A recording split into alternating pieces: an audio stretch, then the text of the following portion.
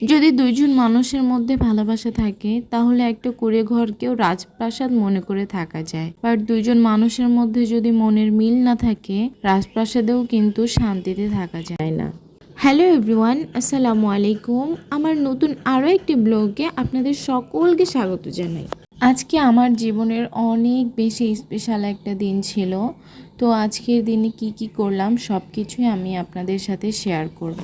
আজকের সকালটা যেন ছিল অন্যরকম। প্রত্যেক দিনের সকালই তো অনেক সুন্দর হয়, আজকে যেন মধুমাখা একটা সকাল ছিল। আজকে একটু তাড়াতাড়ি সকালের নাস্তা করেছিলাম আর এখন দুপুরের জন্য রান্না করছি। আমি ট্রাই করছিলাম খুব তাড়াতাড়ি কিছু করার, কারণ আজকে আমাদের ঘুরতে যাওয়ার প্ল্যান ছিল। আমার কাছে যা সহজ মনে হয়েছে তাই তাড়াতাড়ি রান্না করেছি আর এখন একটু চটপটি রান্না করছি। আমার হাজব্যান্ড আমার হাতের চটপটি খেতে খুবই পছন্দ করে, তাই আজকের দিনে তার জন্য চটপটি রান্না না করলে যেন হচ্ছিলই না। আমার চটপটি রান্না অলমোস্ট ডান। দুপুরের খাওয়া দাওয়ার পর আমরা চটপটি খেতে বসে পড়ি।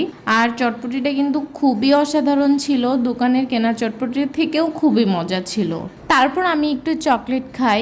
চকলেট মানে একটু কিছু ঝাল খাওয়ার পর আমার চকলেট খেতে ভালোই লাগে।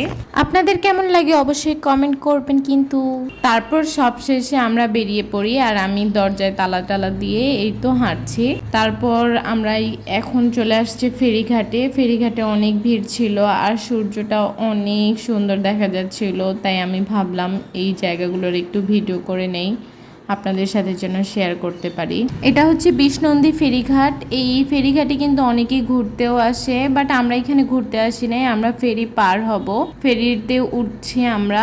আর এই তো আমরা ফেরির মধ্যে, দেখেন নদীর ঢেউ কি পরিমাণ ছিল, পানির গভীরতা কিন্তু অনেক, যেটা দেখেই বোঝা যায়। আমার এই সমস্ত দৃশ্য দেখতে খুবই ভালো লাগে। তোমাদেরকে তো এখনো বলাই হয়নি আজকে আমার জীবনে কি স্পেশাল ডে ছিল, তো এই পর্যায়ে বলেই দেই, এই সেই দিন যেই দিন আমি আমার ভালোবাসার মানুষটিকে নিজের করে পাই, একটা ভালোবাসা পূর্ণতা পায়। বন্ধুরা, তোমাদের কাছে কি মনে হচ্ছে আজকের ডেটা কি ডে হতে পারে? অবশ্যই কিন্তু কমেন্ট করো। আজকের ভিডিওটা এই পর্যন্তই। টাটা।